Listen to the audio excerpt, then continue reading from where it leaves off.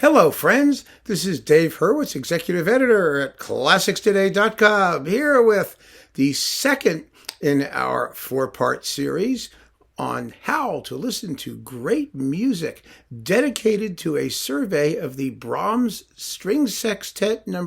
2. It's Opus 36, yes, in G major. That's the one it is. And we've already covered the first movement quite extensively. Now we're moving on to the second. And this is a really, well, they're all wonderful. I mean, what do I keep saying? This is really fascinating. Well, yeah, they're all really fascinating because it's great music, and great music is always fascinating, isn't it? Well, this movement is even more fascinating because, well, let me try and explain to you why. Now, the second movement is a scherzo. Now, scherzo is Italian. It means joke, actually. But essentially, it's a dance music. It's supposedly a quick, light, almost interlude between the heavy-duty first movement and perhaps the also heavy-duty, or at least sort of summarizing finale, and contrasting with the slow movement. Now, normally, the scherzo is placed third in a four-movement scheme for a large work. You have the opening movement, the big sonata form movement, and then a slow movement, and then a dance-like lighter movement thing before the finale. And that dance-like lighter movement thing is the scherzo. Before the scherzo was invented by Haydn, who invented everything, it was the minuet. Usually, it was called, the minuet. And the minuet is a stately dance in 3/4 time, sort of a precursor to the waltz. The rhythm is 1, 2, 3, 1, 2, 3, 1, 2, 3, etc. Now, why is this one so absolutely fascinating? The reason is because, first of all, it is not placed third in the scheme. It is placed second. Now, many composers did that. Haydn did it, Beethoven did it. Some people, it depends on the balance.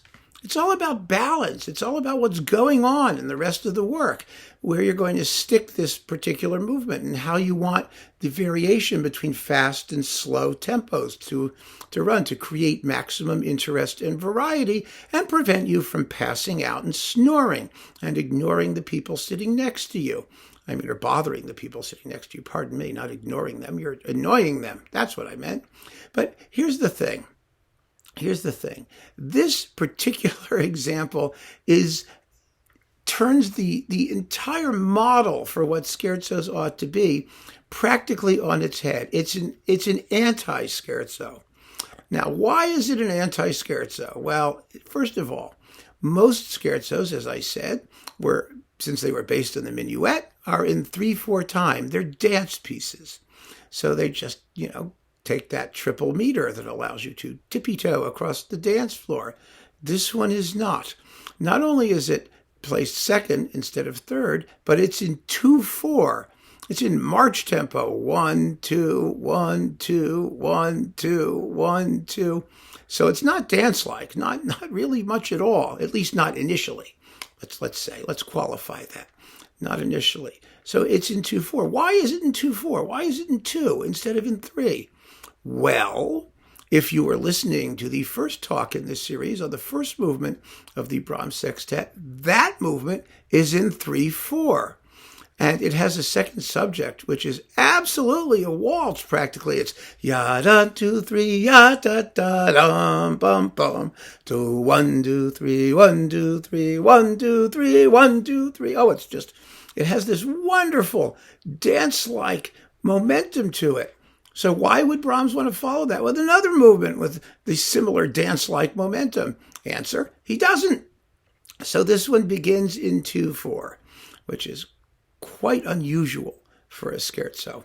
Third of all, I don't know where we're in this. There's many of alls in this whole talk. But the scherzo also, in addition, is usually very simple in form.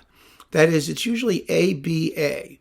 You have an A section, and the A section usually has 2 halves, both of which are repeated.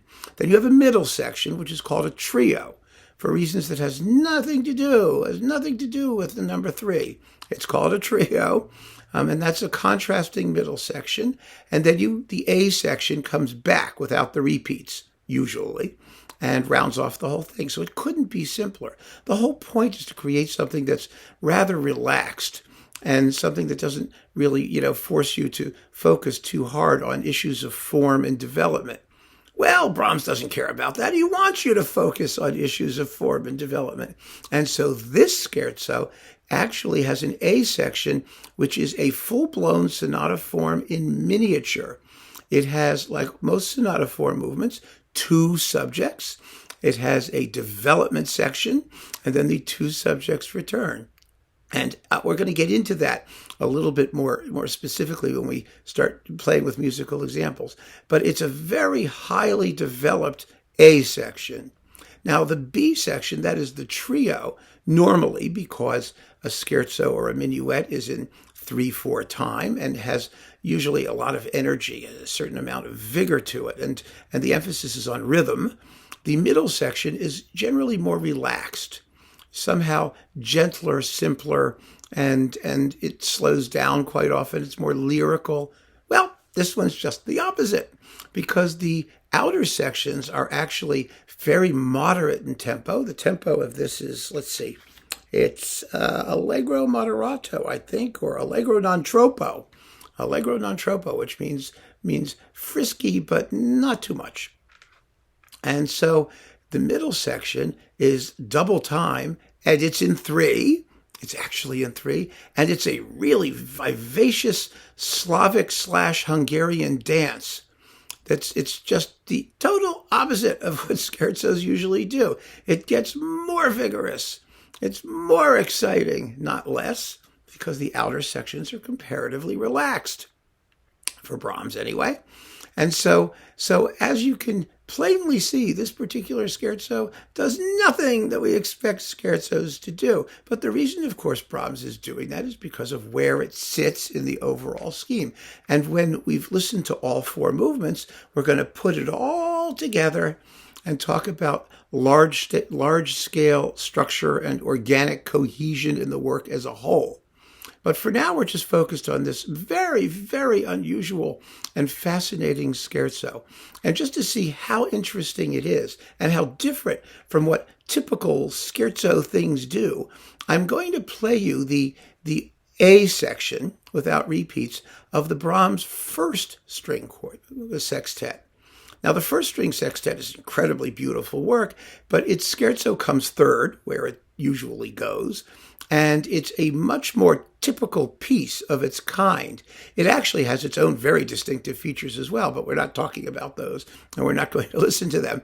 We don't have to go into it. But I just want you to hear the A section for sort of a typical scherzo type thing in 3. Count 3. When you hear it, you'll hear 1, 2, 3, 1, 2, 3, 1, 2, 3. The rhythm can be a little tricky. Composers like to throw in lots of rhythmic hijinks in their scherzos so that it's not straight dancing. If you tried to dance it, you would trip over yourself. But it's clearly a dance piece, and it's full of vivaciousness and good humor, and it's just delicious. And so here is the outer section of the scherzo from the first sextet, just as a typical exemplar of the form. Here we go. This is with the Stuttgart soloists on Naxos, as is the performance of the second sextet. Here you go.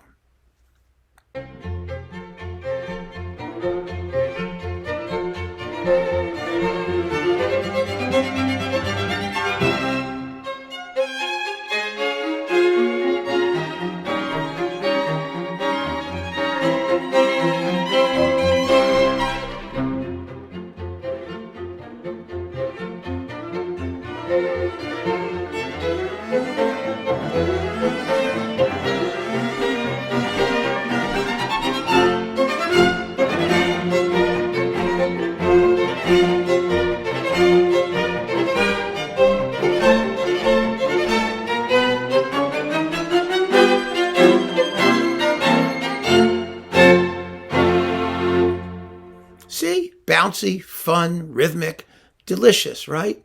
Now, let's listen to the outer section, or the the exposition, let's say, or the A section, pardon me, not the exposition, the A section from the scherzo of the second string sextet, and listen to how different this is.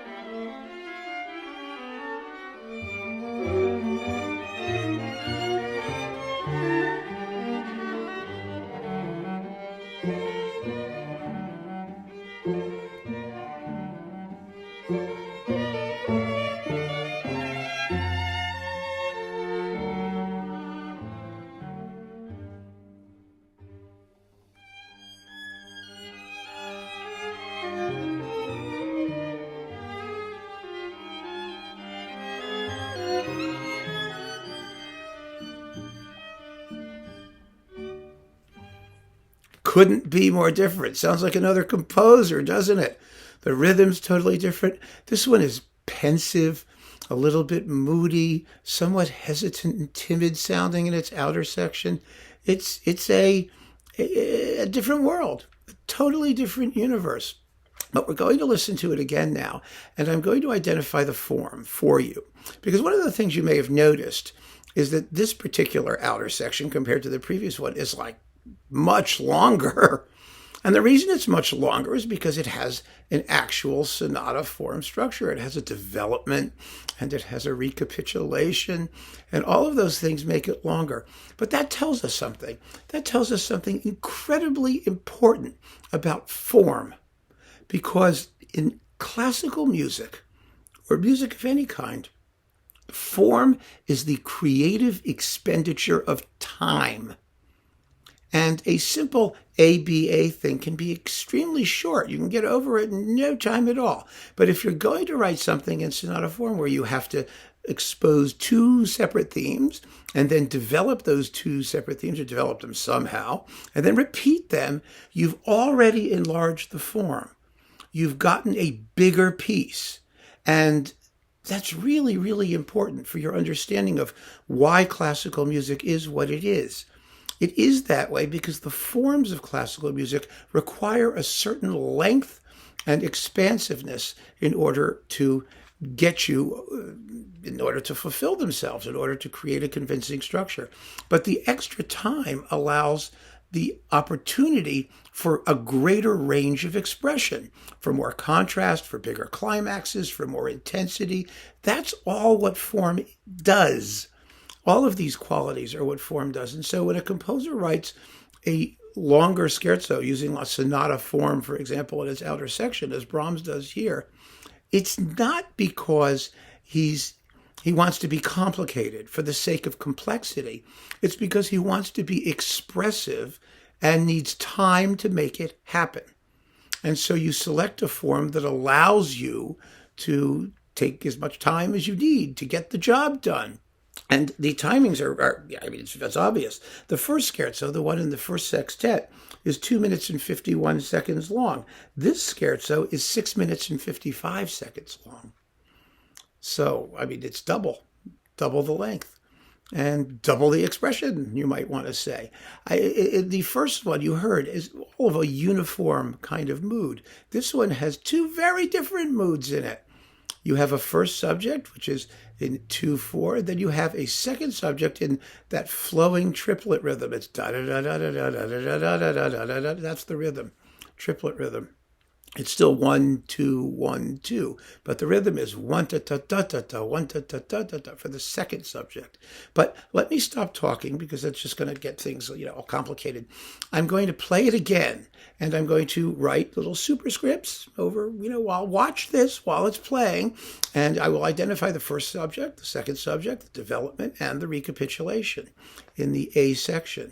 And the development, just so you know, I'll write this down anyway, but I'm just going to tell you, it takes the two subjects and just plays them backwards and then does stuff with them, which makes a lot of sense because you've ended with the exposition has ended with the second subject, and so it flows on into the development, getting changed around, and then the first subject starts getting developed and leads back to the recapitulation, beginning with the first subject. So there's a nice transition.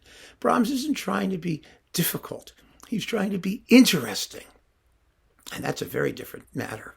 So here is, once again, the entire A section, and you'll notice that it has an exposition repeat, actually. Brahms is being that clever in telling us, yes, this is a sonata form. Listen to the repeat. You know where you are. Here it is, the whole exposition with my little superscriptions telling you where you are.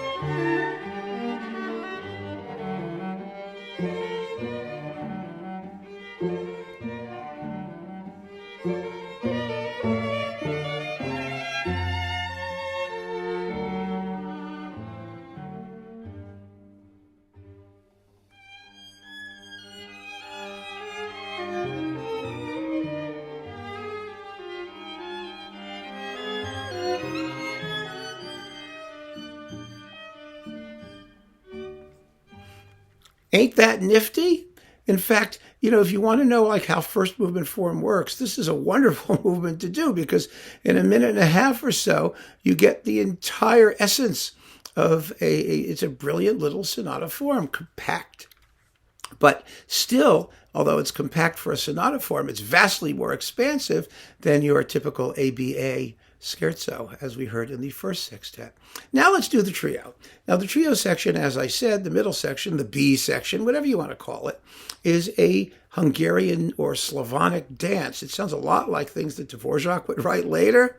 It's supposed to be just ethnic and rhythmic and fun and earthy and everything that the A section is not. The A section is pensive. This is a Highland fling. If you were in Scotland, that's what it would be. So here is the B section, and I don't need to talk about it. It's just fun to listen to.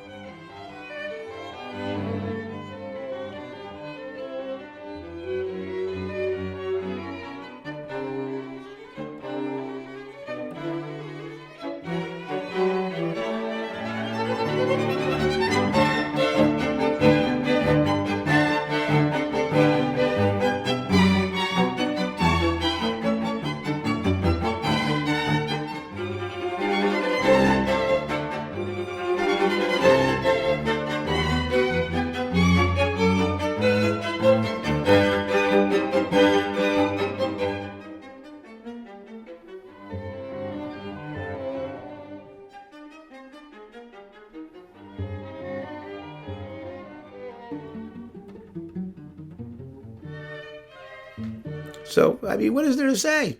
It's just pure enjoyment. Rhythmic and bouncy and full of character with a great tune. Cha ta ta ta cha ta ta ta cha ta ta ta cha ta, right? It's clearly a dance, seriously a dance. Now, once that has gone apace, the opening section returns without that initial repeat of the exposition. And then there's a coda. And the coda is really interesting. It's a little coda. It's a little tale, like 20 seconds or 15 seconds. It's quite brief. It's in the tempo and the character of the B section. But it isn't the B section. It's actually the second subject of the scherzo. I want to play you just the little coda because it's so fascinating. Once you get to know this music well, you'll recognize immediately that the coda is actually a speeded up, vivacious version of that very flowing, somewhat almost nonchalant second subject. Here's the coda.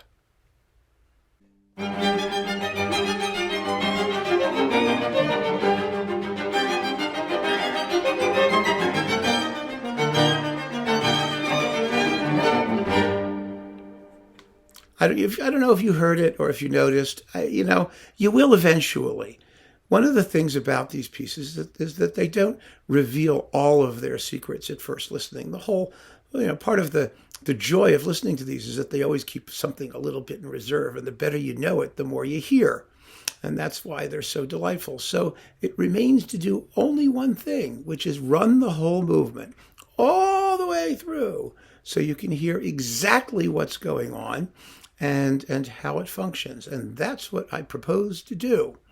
I want you to hear the whole scherzo, because now that we've taken it apart a little bit, we've listened to it quite a few times.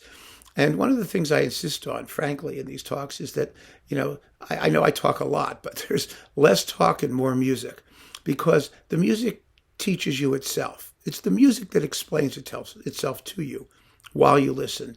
So you really, at this point, don't need me to do anything other than to say, here it is.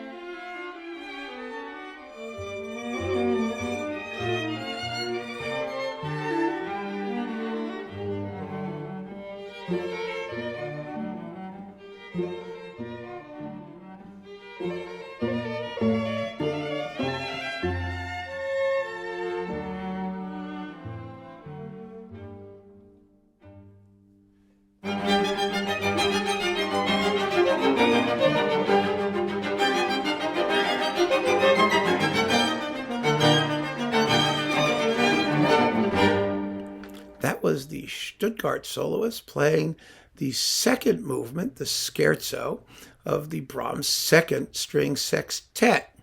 And I got to tell you, it's such an amazing little movement. And the more you listen to classical music, the more you hear, you begin to have certain expectations about how these pieces are going to go and what the norms are, what the standard thing is going to be. And that will only make you appreciate more as time goes on, just how original and brilliant Brahms is when what's the word? When he foils your expectations, when he doesn't adhere to the norms while at the same time adhering to them, because this is absolutely a scherzo. It has the function of it. It does exactly what a scherzo is supposed to do in the larger scheme of the thing, but it's entirely upside down and inside out. And gosh, that's what geniuses do all the time. They surprise us continuously. So we're going to get on to the third movement next, but for now, keep on listening. Thank you so much for joining me. Take care.